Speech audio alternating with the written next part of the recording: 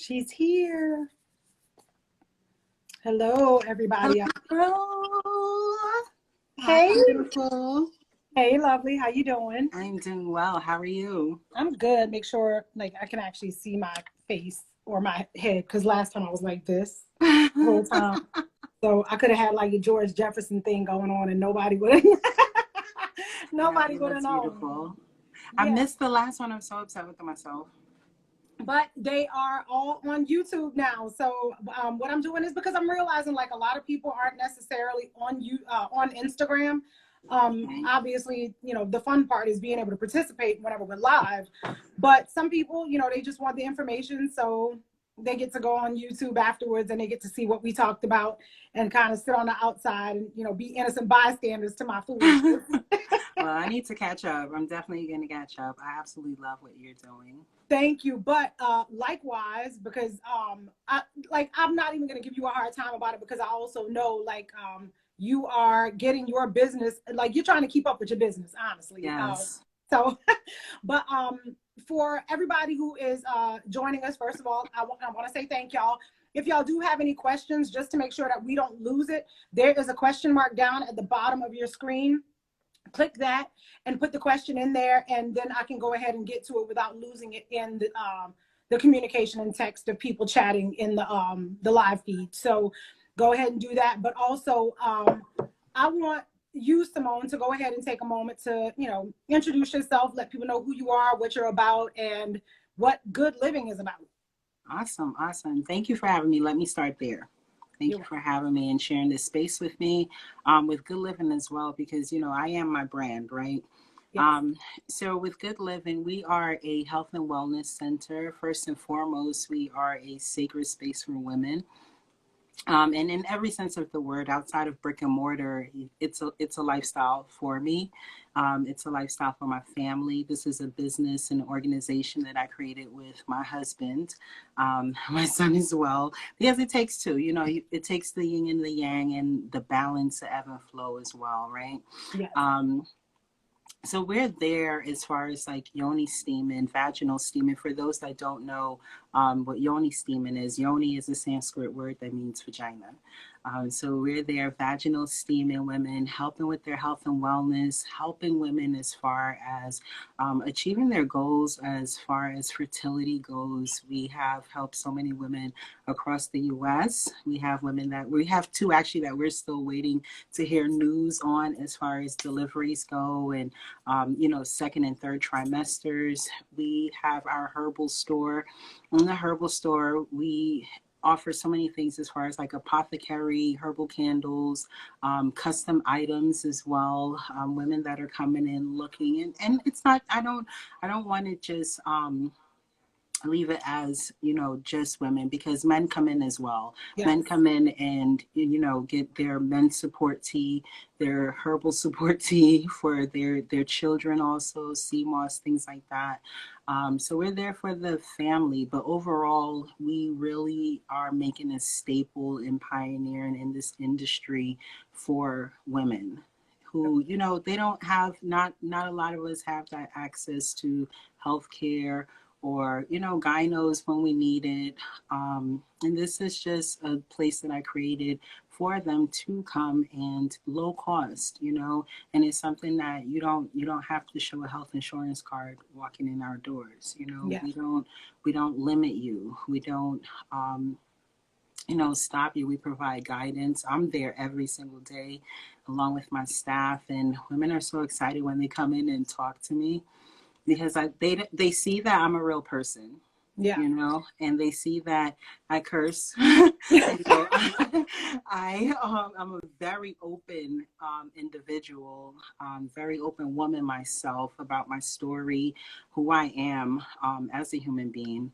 And I allow them to be that way as well. I allow them to be in their natural state, no matter what it is. And I'm really excited and really surprised at some of the stories that I hear, and really surprised at some of the age groups that come in there as well. We have moms bringing 11-year-old girls in that are just starting to get their period. Yes, just starting to get their period. So I'm just really excited about, seeing all of that, because it's beautiful and it's needed. It's definitely needed. Oh, 100%. I think one of the things that attracted me to you and your brand was the fact that you were very open, right? Because I think if we look back to our generation and going even further back, a lot of this stuff was just, hush hush, Yes. even saying your period out loud. Yes. It was like, oh God, and you, like, walk into the bathroom with a pad of your purse, everything. Yeah, like being totally like it's already your cycle is already inconvenience in your life, and now you have to run around with like almost this scarlet letter of shame, once a month, and you're like, you actually have a story, that led you to wanting to make sure that other women felt just as comfortable with their own bodies and their own, yoni health. Correct.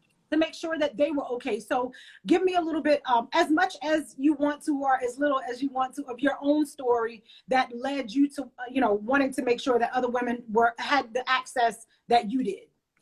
So my story actually begins from a very young age. Okay. At a very young age, when I came to the States, because I'm originally not from America, South America, but just not North America. Okay? Not this America. Not this America. So when I came here, I came with my mom and my sister. And when I came here, this was an eye opener for me. This was an awakening, and not only just for myself, but for my mom and my sister as well. She came in with 2 girls, So to get acclimated with a whole new atmosphere, a whole new environment, that takes a lot, and it takes a lot financially. It takes, your mother away from the home, because she's making sure that her children are good. She's There's making food on sure the table. that exactly, she's making sure everything's okay. So those talks I never had growing up. I never had those talks as far as here are the things that you need to do. I have one sibling, and my sibling's a sister, so I never had that older brother that was like, oh, here's what you should do with guys, or here's how, you need to carry yourself, and so on. I had my grandfather in my life, but it was, he was there as far as like leadership goes, but it wasn't as far as, sitting me down and having those talks with me. It was like, your mom should be here to do this. So growing up, there definitely was a void there, a miss there. As I moved into my young adult life, there were things that I was just missing, as far as a young woman, that I needed to know that I didn't have, and I didn't have the opportunity to have those things. So I had my son at the age of 21, and I went a long 17 years, a long period of time with, not conceiving after that, and not knowing, like, oh my God, what is going on? What is going on with my body? Like, I'm as women, we are raised with that understanding of, you're not a full, complete woman until you have children, and until you're married. Yeah, like that's your purpose. Your purpose is to be here and have babies. And to be successful in both. Yeah. Not just one, but both. Okay? Yeah. So I didn't have that foundation, So I was just kind of like, what is going on? Oh my God, what is going on? However, I still have my roots, and I still have my culture. And steaming is something that culturally you will find in a lot of other countries, whether it be Asian countries, it can be countries that just have like medicine women in them, or medicine men in them. Countries that are third world countries, we don't have access to healthcare. We don't have access to these things. You use what you have. You use nature. And what we have is nature, and what we have is the herbs. We live off of the land. And so that is something, when I married my husband, we were trying to conceive and didn't know what was going on.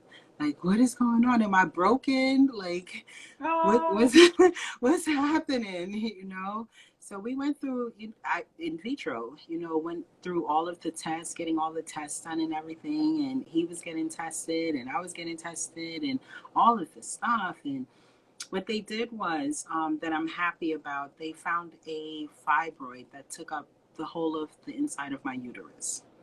okay. Yes. And when I saw that, mind you, I saw that in 2015 and I'm 42 now. So imagine going Your whole adult life. my whole adult life and not knowing, like, and mind you, I up to date with gyno appointments, up to date with all of these things that we put financially and time, our time and money into, and nothing was found, And so they found this fibroid. December 31st of 2015, I had surgery. My husband was there with me holding my hand. We have surgery. I'm like, oh my God, it's New Year's Eve. I can't drink. I can't do anything. Like, what? That's your focus? Yes. I'm having surgery December 31st. Like, I mean, well, it will be New Year, new me, because it's going to be new you without a fibroid. Literally, right? Literally. So we have the surgery. And then when we come home, it's like 2 days. I'm on my second day, and I'm like, I still feel full. I still feel bloated. Like, what's going on? The healthcare providers, they send you home, and they're like, do what you got to do at home. However you make it, you make it. Because if your money isn't long, you know what I'm saying? We need this bed for some other money. Okay. So I come home, and I'm like, my stomach is still not right. I'm still not feeling right. So what happened was my husband's like, well, you did this thing after you had your son, that you were steaming over a bucket. Like, let's go back and do that.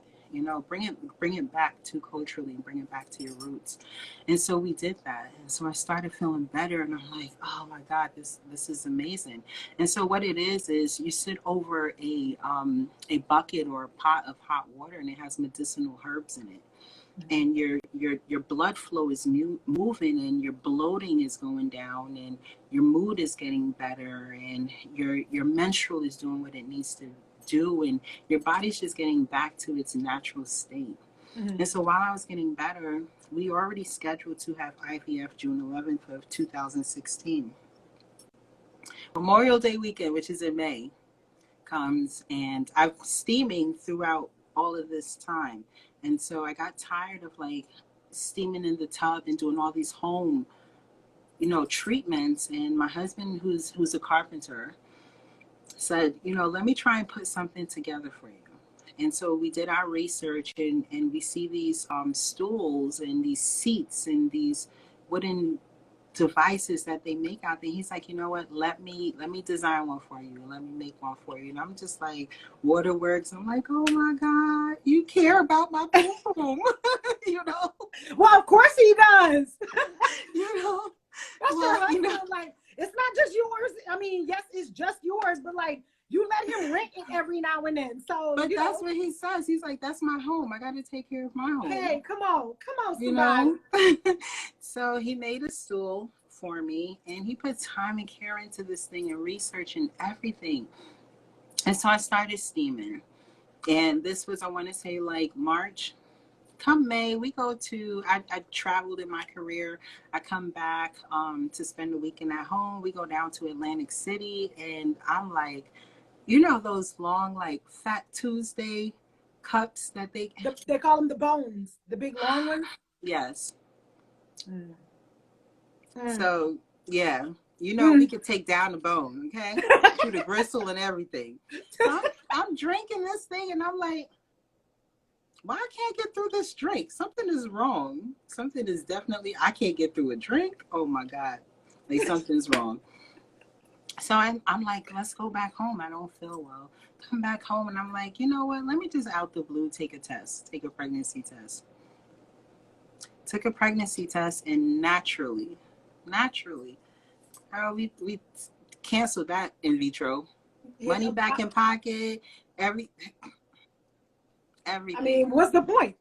What, you just gonna show up to the IVF appointment like, oh, hey, by the way, Like, ain't no point in even saving that appointment. Exactly. So, you know, we got to see the beauty in a holistic lifestyle, you Yeah. know, and for us, it's for me as well, you know, as my family, it truly is a lifestyle. And that's why with our branding, you will see under the Good Living name, it says it's a lifestyle, because you've had some time to, like, you know, see my profile and the things that I talk about and the things that I do. This is truly the way that I am.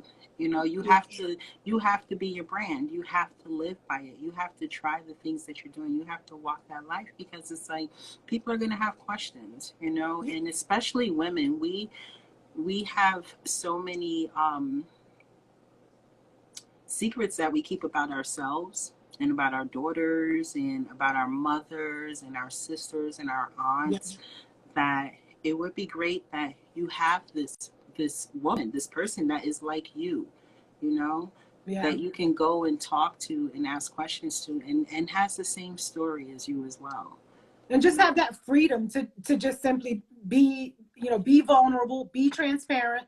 And, you know, one of the things that so I'll go on record and say, I definitely believe that there's a place for modern medicine, for Western medicine, right? Like this talk is not to absolve, you know, that, like, to say that there's no place for it.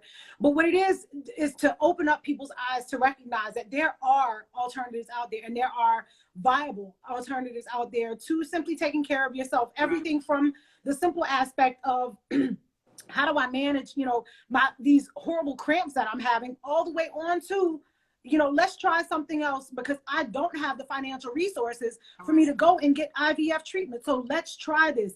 Now, personally, I have never, ever had a yoni steaming, but I do have some of my friends who have found themselves premenopausal, who were, you know, one, she was telling me about, like, she was starting to have the vaginal dryness, right? And she was given medication from her doctor, but the medication was giving her side effects. Other symptoms, correct. Yeah, so she was like, this is not worth it. So she just, you know, kind of dealt in misery. And then one of her friends told her about getting yoni steaming. So she went and she got it done. And now she swears by it. She swears by it. And it's not even just about bringing her vaginal lubrication to, like, a normal place, but it's about, or vaginal hydration to a normal place. But she says, like, everything else about her feels so much better. Yes, it changes your whole mood. Tosh, we have women that come into us all ages. The first time that I had a woman walk into us that was in her 60s, and I had other women in the store, and they were buying things. This woman, literally 62, never looked at her own vagina. Girl, I can paint a picture of mine. I can let you know exactly what she looks like. And I've had that same conversation with my own daughters. I'm like, nobody else should be able to tell you what your vagina looks like better than what you can. Correct. You better get a mirror, cock your leg up on the tub, the toilet, the countertop, something. Get up in there so you can see exactly what it looks like, because if something does go wrong, you should be the first person to recognize it. And you should be able to go and convey to somebody else, hey, this is what it looked like, and this is where we are. Yes. So what is wrong? Yes. And when she said that, she came in to buy sage, and I was talking to two other young women, and, you know, I got back to her and I was like, you know, I'm so sorry. Let me get back to your order. And she's like, no, I need to listen, because I've never looked at my own vagina. And so one of the other young ladies was like, so you never took a mirror and did this? And I was like rolling. Like, so I'll keep your decorum, keep your professionalism about rolling, you know? But see, that's why you're called to that, because me and my clown self, I'd have been like, girl, hold on real quick, and drew something, been like, you know what this is? This is my vagina. Like, that would be me. But you know what? We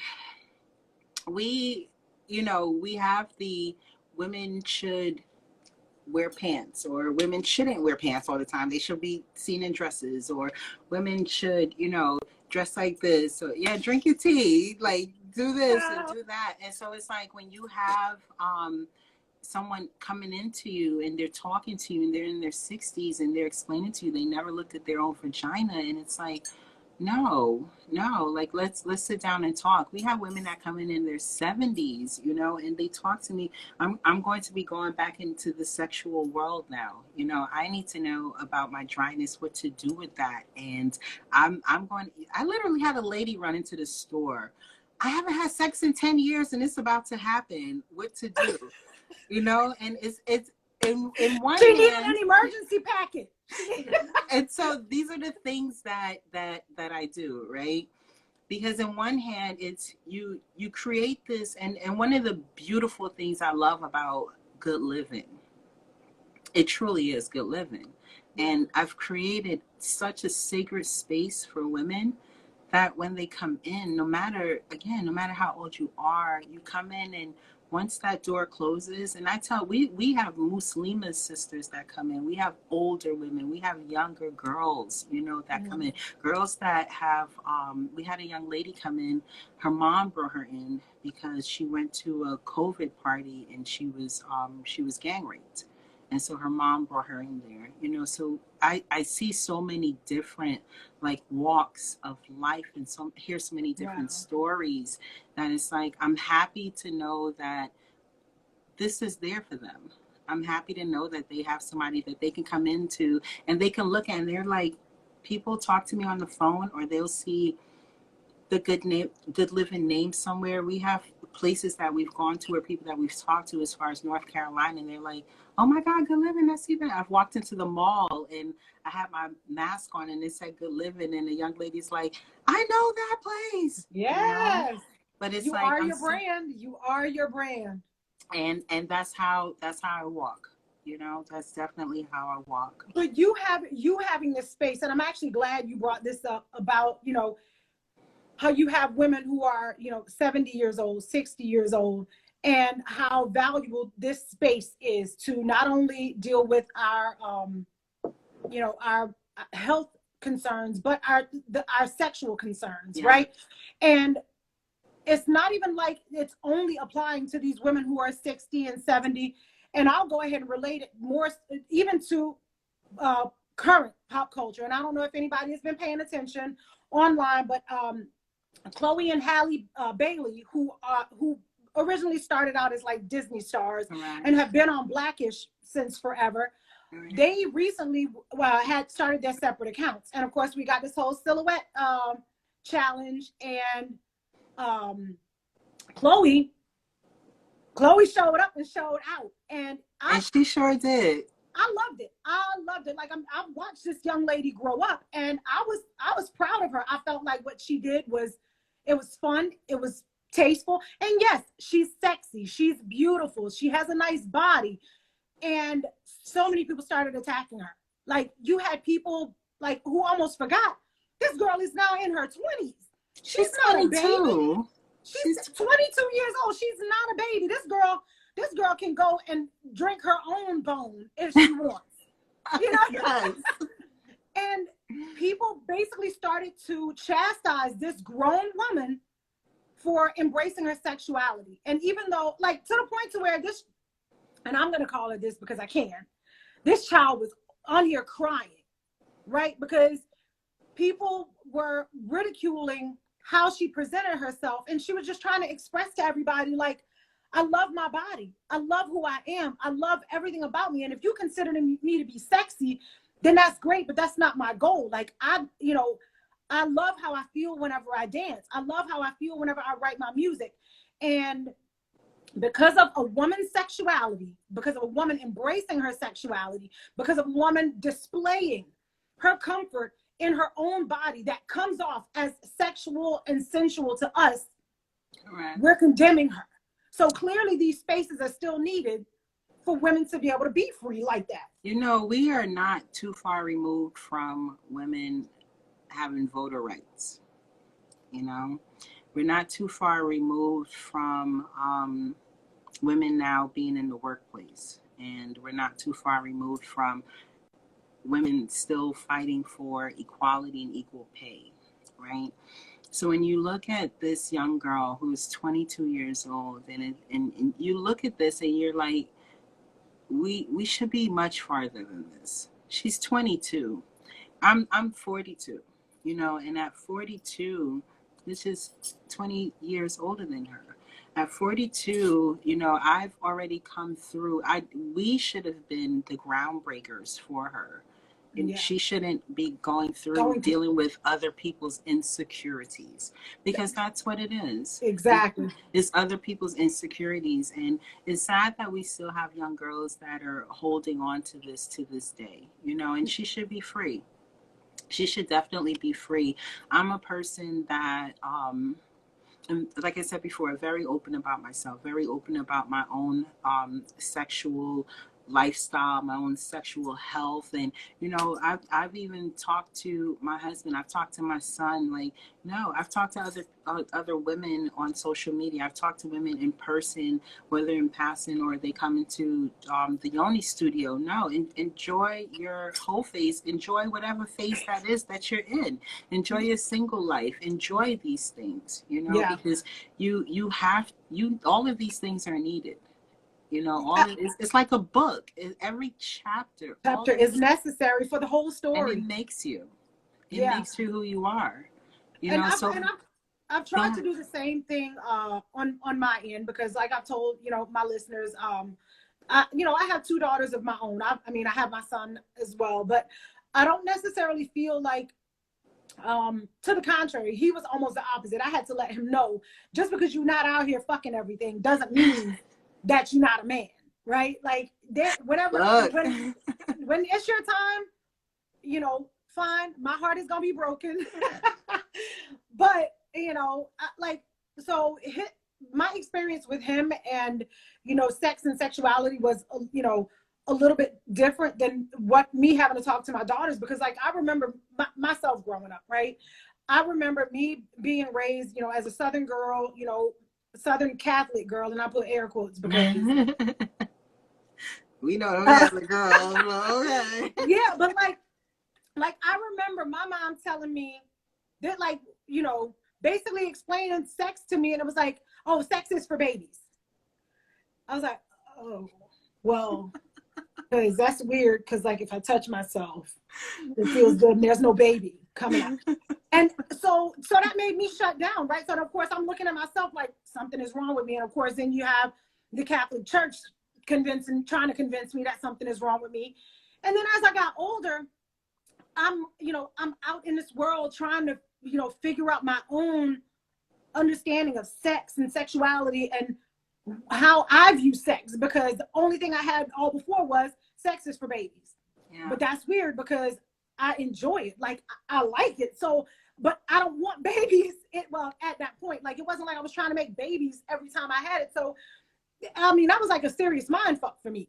And I didn't want my daughters to go through that. And though my daughters are far more modest than I ever was, I've still had these conversations with them because I want them to understand that it's okay. Like there is nothing wrong with you, being curious about sex, your own sexuality, and the joys and pains of sex and sexuality.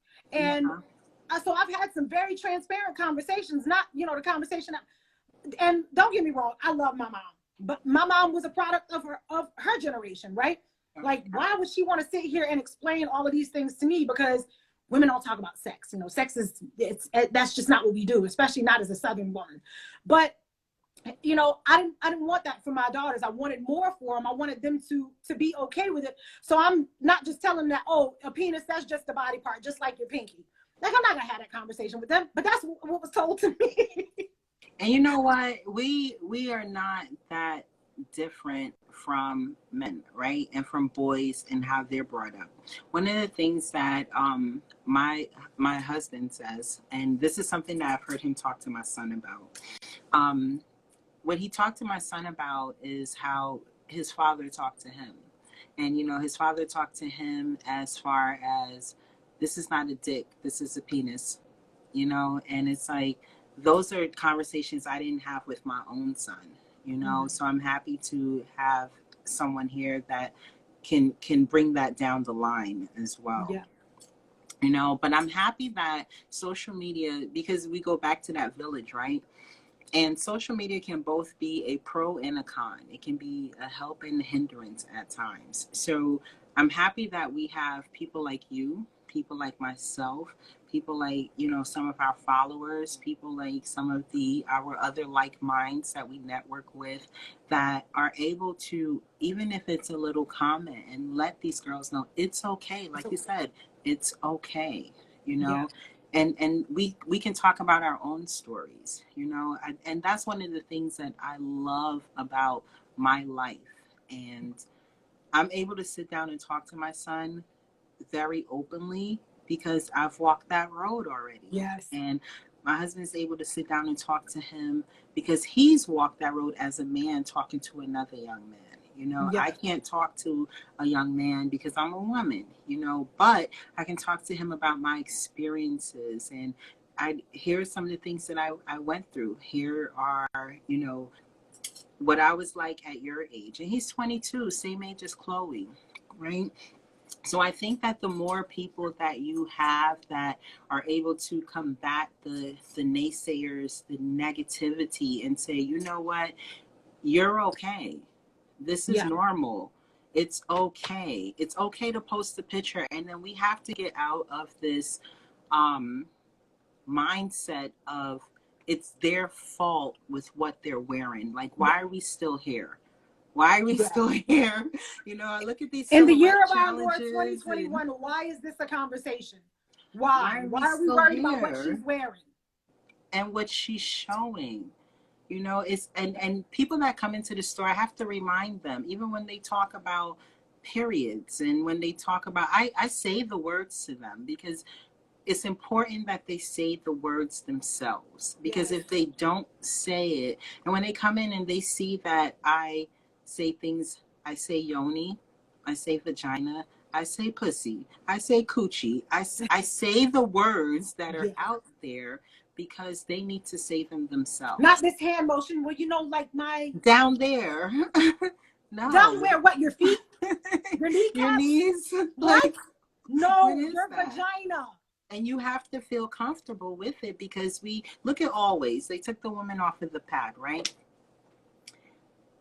If we keep being removed, we will be removed. And it's like, people have to understand that we create, and period. There's nothing, it's just like I am, and then there's that period. We create in that period. Yeah. There's no one walking out here that That didn't didn't come come from from. a woman. Yeah. Everyone has a period. Every woman has a period, you know, and every woman bleeds. Even if when they get older and they have their menopausal period, they once bled. It's Yeah. normal, it's natural. Every woman has breast. Every woman Well, has. unless she was born without a uterus, because there are There are.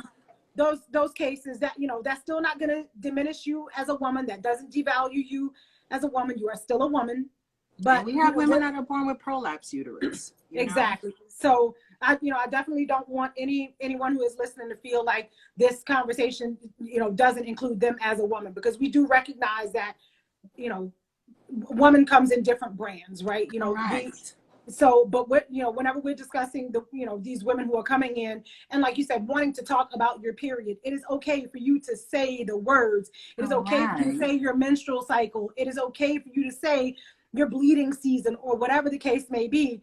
But we have got to stop tiptoeing around and acting like we're scared to say things, because, like you said, eventually, if we keep muting ourselves, we will be muted. We will be muted. Yes. And it's like we've had so many people pave the way for us already. Like, why are we stopping that? We We have should to not shrink back. continue. Correct. We have to, and you have so many people out there that are fighting for so many injustices, right? You have people out there that are fighting for injustices as far as Black men being killed, right? Mm-hmm. Black women being killed, injustices for the BTQ plus. LGBTQ. Mm-hmm. Correct. You have people fighting for injustices for immigration, right? But it's like, when you look at the woman, we are silent warriors. Yeah. you know, and we have to have these conversations, whether it's with our family members, whether it's people in passing, whether it's with our coworkers, our friends. We have to continue this talk, and we have to continue to do things like this, you know, open up podcasts for women, open up lines of communication for them, open up these conversations, even open up conversations between men and women, because that's Yeah. important as well, you Yeah. know, because we're raising sons Yeah, and and also, like, I mean, daughters. even whenever you think about it from the high school perspective, right? Like, our daughters should not feel uncomfortable just to go to the bathroom and change their pad or their tampon because they're worried about boys making comments about, oh, you know, she must be bleeding or whatever. Like, this isn't something to Like, joke about, but it's yeah. because it's so foreign to them, you know, unless they have sisters that they're close with or whatever. But these boys who are in homes who don't have sisters, but you have a mom, you have an They, aunt, when somebody we have that conversation with him so he can be comfortable with it. Because, and let's go back to what you were just talking about when it comes to Chloe. That insecurity is birthed out of lack of information and lack of empowerment. That is what I genuinely exactly believe. it Because you is. have the people who don't have the information who are ridiculing it in pure ignorance. And then you have people who have the knowledge but have not been empowered with that own knowledge for themselves to walk in that knowledge of, I'm a woman. I'm a woman, or she's a woman, and it's okay, whatever it is that she's doing, because that's her body. This is her expression. This is what she wants to do. Or that's her body. She's having a period. No big deal. Like, okay, she's going, but let me still focus on class or whatever it is that I'm when doing. you see these young like Backstreet Boys, B2K, and all, when you see these young boy groups come out, and you know they have their pages, and then they turn into these, you know, sexiest man of the year, like you don't hear these conversations, It's you don't perfectly see the fine. backlash, you don't see any of that. We can go When back to you one of the episodes that I did a few weeks ago. It touched on this whole double standard situation, because here it is, Chloe is 22 years old, and you have NBA YoungBoy who is 21, 20 or 21, and who he's just had a giving birth to, baby or something. and that's like baby number 6 or 7. This is not about a video. You know These why are that human is, though, lives. Tasha? It's much deeper than that. It's much rooted than that. When you have laws that are being created by people, by men, My on man. women's bodies, however, men don't have to have vasectomies. When you're able to walk into a gas station and you see condoms that are displayed in the front, but pads are hidden in the aisles, you know, Oh, and not just condoms, but stamina pills and stamina pills, horny goat, and all these things, and it's like, but you have things for women that are hidden in the aisles, so it's yeah. much deeper than that. So we have to continue to, you know, be these silent warriors. We have to continue to, when we, I feel like the Harriet Tubman of vaginas, you know. I do. Come with me Come on, getting people through to the freedom tunnel. about your vagina. Yes, you know, because when they come into Good Living, the Yoni studio, and I'm always like, you know, feel safe here. Talk Yeah. to me. And then they start talking to me, no matter the age. Young girls that I have a young lady that's coming in, she's about to be 13, and she's going to come in for her first steam.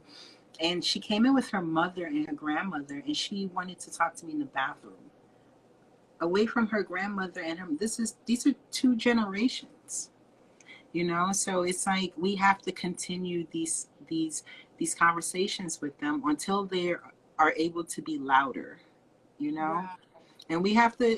I wish Chloe much success and luck, and love up on her. Every woman should go and love up on her page Yes. and give her nothing but words of encouragement and talk about their own stories. Don't just continue, you know, but talk about your own stories. We all have our own stories. All of us. You know, there's a few groups on social media that I'm in, and I remember one group, it's specifically, you know, regarding sex, and it's all women that are in this group, and I want to say she's maybe 18 or 19 years old, but like the questions that she was asking and the story that she was telling seemed very juvenile. And of course, you know, the first thing that we do whenever we read a story, we're like, let me go click on their profile. Still, you go click on her profile and you see it's obvious. she's young. Young. We see that she graduated, but then we also see, oh, she's celebrating her 18th birthday. So legally, she's an adult. So it's perfectly fine. So we came back and basically said, hey, ladies, this is an opportunity for us to be about what we talk about. Be because those this aunties. young lady is coming. It is not about us having that moral compass right now and saying, oh my God, honey, you're only 18. You shouldn't be having sex. That's not our place to do that. Because obviously she's already fucking. So that bell has been rung. So what we need to do right now is empower her. What we need to do is educate her and allow her to recognize that this is a safe space for you to have some conversations that clearly you ain't having anywhere else. I'm glad you talked about that.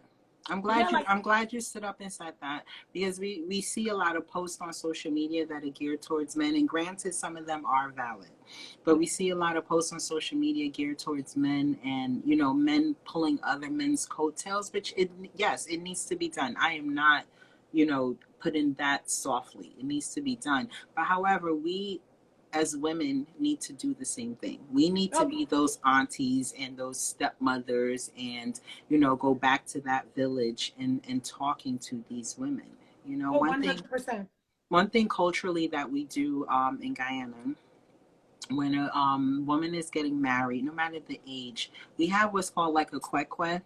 So the bride, and she comes with her soon-to-be husband as well, but both families come together, and the women take the bride and they go in a circle and they're dancing around her, and they're talking to her about all the things that she should do in marriage, whether it be sexually, whether it be how to cook, whether it be how to carry yourself, whether it be how to, you know, make it, put your money to the side, girl, you know,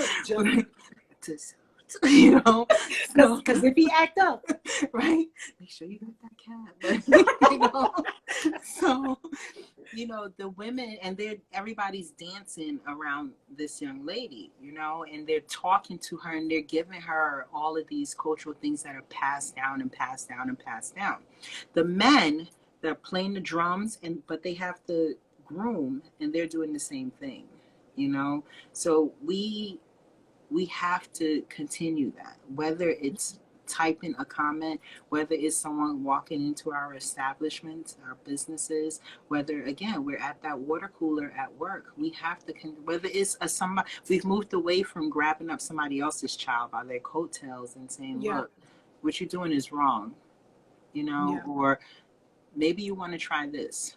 Here's how and a lot of people get in trouble because they don't talk about themselves. We don't talk about ourselves, you know, but because too many people are walking around trying to figure out how to maintain that story of perfection, right? I think, you know, the best advice comes from those imperfect places, because like, you know, I'll speak for myself. I can talk to my children about things from a very real, flawed, poor judgment place. So I'm not just telling you things just for kicks. I'm telling you because this is my experience, and rather than you having to have that hard road or learn things on the fly, I'll go ahead and give you a Cliff's Notes version of a story very similar. You go ahead and do with it what you will. Yes. But people are too busy trying to be perfect and, you know, wanting to put on a good face for everybody, when the reality is we don't need good faces. We need authentic faces. We need real faces. We need true stories, so we can do better than the next. I want my children to be better than me. I want them to have more than me. I want them to, you know, I want things to be a little bit easier for them than it was for me, because I feel like I've put the path in front of you. I've done all the hard digging. I've done all of the, you know, laying the bricks. All you have to do now is walk on it. Walk on it. Yes. It's but you know, it goes back, it's that village mentality. You know, we as a society, as a culture, you know, I'm going to speak from the Black family more specifically. We lost a lot of that, even just from there's some things that we gained as generations go along, but then there's things that we lose as generations go along. Like you said, I remember being in the wrong spot, and any other person from within the neighborhood being able to say, I'm about to call your mom if you don't do that. Right? The whole block. And probably the next one too. Yes. Like you on your way home? let me call your mama real quick and let her know you are on your way home. So my mom's counting down because she knows when I'm supposed to be home because somebody called and told. Now people would say, oh, you're in my business. Get out of my business. But back then they would have secrets. Like you said, like this, it was, you know, holding on to everything, not wanting to have these discussions, not wanting to talk about, you know, sexual issues, sexual traumas, you know, good, bad, ugly, and different. They hid all of that stuff. And now we're so open about it and so free about it, but we're only going to be open and free with our little slice of, you know, my two little girls right here. I kind of defy that one because whenever, whoever it is that I run into, if you ask me questions, I'm going to tell you the truth from my perspective. Let me tell you something. My first head-on experience with that, my son ended up talking to my husband about his losing his virginity, right? And so when he came to me, he's probably gonna he's talking, I'm like, oh my God, Mom, why are you talking about this on the podcast? But when it's not no, it's just between me and this you. make-believe person, let's say John. Okay. So when it came down to having that conversation, I talked to him about what it was like when I lost my virginity. Because I didn't lose my virginity in the traditional sense, right? I lost my virginity at 10, and I lost my virginity through a rape. Okay. So I talked to my son about that and talked to him about, you know, what that looked like and why I wasn't in the position to talk to him about all the beautiful things that come with your first time, right? Because I didn't have that environment, that experience. But I was happy to know that he had someone to go and talk to about that first time and that experience and what that experience, you know, should look like or did look like. And I was just like so thankful for that. However, I didn't hide my truth from him. You know, I talked to him about that. I didn't hide that one bit. And it's like we have to be able to talk to our children about these things. We have to be able to talk to our children about ourselves, you know, because that's what turns into, oh well, you didn't tell me that you experienced that. Yeah. You know, you didn't tell me that they start looking at us as not normal, or they start looking at themselves as not normal. You know? And I mean, yeah, and like I think a lot of us have these stories that it's not that we relish in the idea of telling our children these traumatic stories, but it's to allow them to know where we've been, B, you know, to keep them safe, because, you know, from my side, you know, I don't even know, because I don't want to, you know, say this is everybody's family. I just know there's a lot of people that related to this story. You having that family member that everybody knows should not be around children, but they've allowed them to be around children, have exposed them to certain sexual things that children should not be exposed to. Well, once I had mine, I was like, I know y'all all have been keeping this secret because that secret affected me, but it's not going to affect my children. So this is what I'm going to tell you. You leave my children around this person, I will burn this whole fucking place down.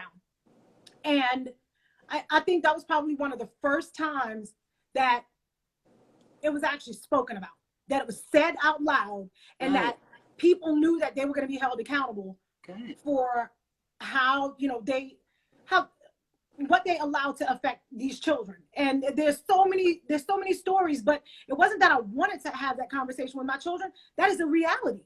That is the reality of the family that you were birthed into. And if we're going to keep you healthy, and if we're going to keep you whole, I need you to know this. I need you to know this. And if this happens, this is how you respond. And make sure somebody has bail money, because it's about to happen. Wait, so, no, I'm but it's the secret. You did that. Yeah. Yeah, I mean, and that's what, you know, for the people that are listening, like, these conversations are not about it being easy. Any of these conversations, it's not about it being easy. It is about being right. It is about doing what is right. And what is right is to make sure that this next generation is informed. It's about making sure that our next generation does better than what we did. Our next generation is set up in a position to be better than what we did by being comfortable Yes. And comfortable enough to have these conversations, and comfortable enough to walk around empowered in their own truth of Yes. who they are as women and as men. Yes. Yes, and comfortable in their own skin. We are talking a lot. And one thing that I loved last week or the week before, I can't remember which one it was, but when I saw that whole Robin Hood thing going down, one thing I loved about that with GameStop is how the millennials are coming together, right? However, on the other side of that, you have to look at they're coming together because they don't have that older generation. Yep. You know, so we really have to, and it can come from so many. One of the things I love about you, I see your posts, and you are very expressive, very verbal, very this is me, this is what it is, and I'm putting my story out there so you guys can see it, so you guys can read it, so you guys can relate to it, and also so you guys can engage, you know. We And have to one of my continue goals that. is one of my goals has always been, well, I say always been, I would say through social media, especially with me being as active on it as I am, is I really want people to be okay in their own truth, right? Because you can get caught up in social media. We talk about it all the time.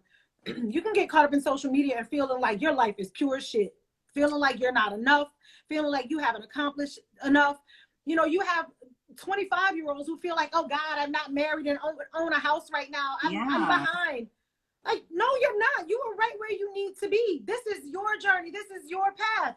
And if this is what you are content with, then that's cool. If you are seeking something else and you're on your way there, that's cool too. Like we spend so much time measuring ourselves against everybody else that I want people to A, stop doing that. Yes. And B, look at where you are. And if you are not happy with where you are, the only person that can fix that or change it is you. It's you.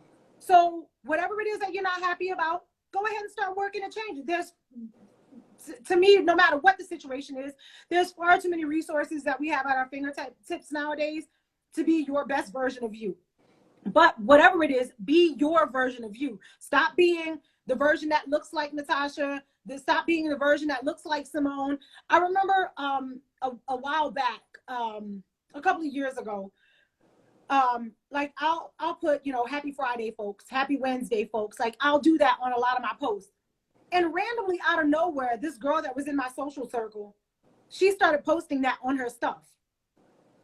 And so one of the other girls who hung out with us, she's like, why would she do that? I said, sometimes whenever people are trying to find themselves, they have to try on everybody else's shoes. You know, and so I love that. I love it. I took it as flattering. And like it only lasted for a little while, but it's, you know, it's true, because I think some people, they spend so much time not being themselves that when they are on a quest to find themselves, they have to start, you know, putting on different hats. And sometimes those hats belong to people who they admire or who they have an affinity for. And yes, I'm saying she admired me because that's how I feel. but it's true. Like, you know, people have to find themselves. So she imitated me for a little bit, and I feel like she's come into a place to where she's comfortable in her own space and in her own walk. But that's something that I desire for everybody, is that we have to normalize that. We have to normalize that. My transparency isn't just for kicks. My transparency is because I want people to see that, you know, yes, I do have this amazing life. Yes, I do have these awesome children. But now I have a puppy that I've decided I don't need to date because I'm in love with this puppy.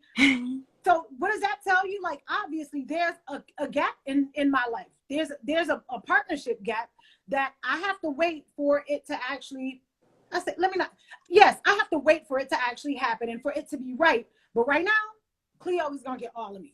So, Miss Cleo. Cleo is great. But like I said, everything about my life isn't perfect. I make the best out of the life that I have. But same thing for everybody else. Find your peace in your walk. Find your comfort in your own journey, as uncomfortable as it may be, because there's a lot about my, Yes. I literally just got off of the phone with my counselor or my therapist an hour before we started today. And that was one of the things that we were talking about, was she likes the fact that I embrace discomfort, because there's things that I'm trying to heal about myself and grow. And I have to have those sit down and cry by yourself type moments, because I know that there's some things about me that have been built this way over 43 years. And now I have to undo it, and I have to fix myself to be my best version of self. So it's uncomfortable, but I have embraced the discomfort of this, because I know on the other side of it, there's the goals that I have for myself. So I have to be uncomfortable. Same thing with these other, anybody else who is paying attention. Be uncomfortable in growing to be your best self. Yes, I have to talk to women about that when they come in, and they say the same things. And I ask them, like, well, how many times did you take your hair down today? How many times did you not like your hair before you went outside and you took it down and you did something different? You have to be okay with, you know what?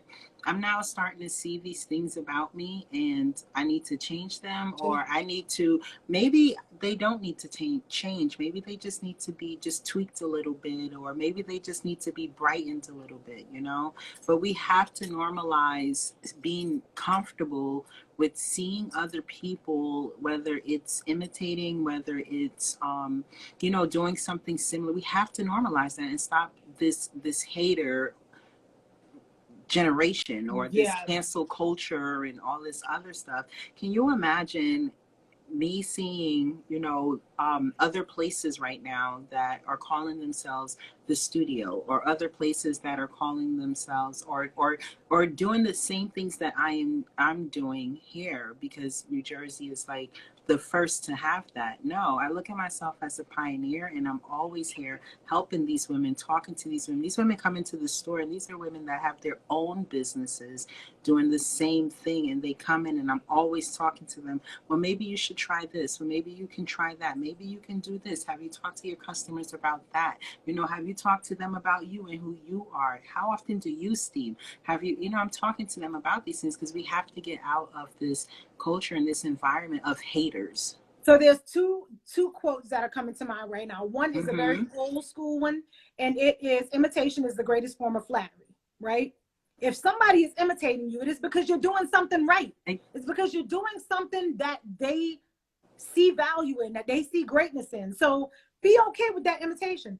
And the other thing, this one actually came from my boy Brock from Whiskey and Kicks. He had a live not too long ago. And the young lady that he interviewed, she said that collaboration is the new competition. Listen. And when I got goosebumps with it again, because the reality is like, I feel like that's where we've lost so much success, because we're spending way too much time competing with each other, as opposed to just aligning with like-minded people who have the same. And I'm not talking, obviously your goal is to bring about, awareness when it comes to a woman's body. Well, wholeness of people, period, right? From an herbal and a mental place. Mine is like, I want the Black community to be freaking amazing. And I want to, create platforms and create a vehicle to allow us to build us from inside out and be great. And like I said last week, we're building our own table. Like we're not asking for seats at your table. We are building our own table, and we will have what we deserve. So I don't need to align with people who are doing the exact same thing as me, but I need to align myself with people who are continuing to positively pour into that same community that I'm fighting for, right? And I'm happy that you said that, because there's not too long ago, there's a time where we were the cheers, So I'm happy that you said that, because now, no, this is our table. Yes. I appreciate you taking the time to sit and chat with me today. And all of the people who tuned in, thank y'all again, because there are some people who just came on who are not aware of who you are, what you do, and how to locate you, even though, they could see it up here. But I want you to go ahead, give a quick, 2-3 minute rundown and let people know where they can find you physically and digitally. No problem. So my name is Simone Goode. I am the owner and creator of Good Living, the Yoni Studio. Good Living is actually incorporated as far as it's a lifestyle, because we do have other versions under that as well. We are a full service herbal and holistic organization that is out there helping not just women, but also men achieve their full health, whether it's mental health, emotional health, sexual health, physical health, as well. We can be found at 321 Glenwood Avenue in Bloomfield, New Jersey. We do have people that come to us from everywhere, from Delaware, from Baltimore, from Boston, from Massachusetts, from upstate New York, from 3 hours away just in Jersey. So if you are local, if you are up for that drive, we're located at 321 Glenwood Avenue. Also, our Instagram page is Good Living LLC. Just hit the link on Tasha's podcast. Our Facebook page is Good Living as well. Our website, goodliving.com, and also our Etsy is Good Living also. So you are able to go on there and order, if you're not located in the area, a host of supplies as far as like sage, Palo Santo, full care packages. I can even customize packages for you guys if you need them. Thank you Thank for you. having me. I so appreciate you. This goes back to social media, right? We are an extension of who we actually are in real life, and I have had the pleasure of getting to know you. Hopefully, those who have tuned in, they had the pleasure of getting to know a little bit about you. And of course, go to Good Living, GOODE Living, Yes. and make sure to connect with Simone. If you have any questions, she is a wealth of knowledge, and she has always been open to have discussions. So of course you can slide on in them DMs if you have some questions. But like I said, thanks for tuning in, and I will see y'all next Tuesday at 8 p.m. Awesome. Thanks, Tasha. Thanks, Simone. All right.